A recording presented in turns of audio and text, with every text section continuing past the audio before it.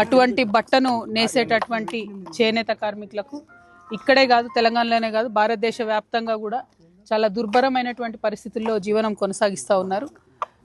ఇప్పుడు ఇక్కడ ఉండేటటువంటి చేనేత కార్మికులకు తెలంగాణ రాష్ట్రం వచ్చిన తర్వాత కేసీఆర్ గారి ఆలోచనతో కొంత మనం పెన్షన్ ఇచ్చుకున్నాం, కొంత నూలుకు మరి డిస్కౌంట్ ఇచ్చుకున్నాం. కానీ ఆ తర్వాత ఇప్పుడు గత 2 ఏళ్ళుగా కంప్లీట్గా సబ్సిడీని కూడా ఆపేసినటువంటి పరిస్థితి ఉన్నది.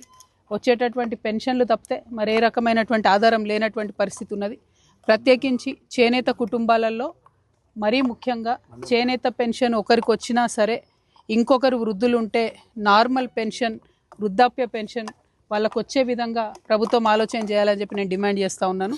ఎందుకంటే పొద్దంతా కూర్చొని నేసినటువంటి చీర కూడా వారు సొంతంగా వ్యాపారం చేసుకోలేనటువంటి పరిస్థితి ఉన్నది.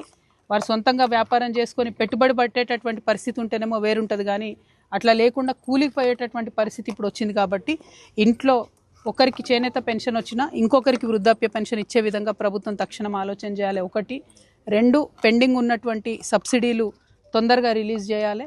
ఖచ్చితంగా చేనేతలను గుర్తించి మంచి ప్రోత్సాహం ఇవ్వాలి. అన్నిటికన్నా ఎక్కువ లోన్స్ 5 lakhs 10 lakhs ఏదో ఒక పథకం పెట్టి ఖచ్చితంగా లోన్స్ ఇచ్చే విధంగా చేనేతలకు ప్రయత్నం చేయాలని చెప్పి నేను డిమాండ్ చేస్తూ ఉన్నాను.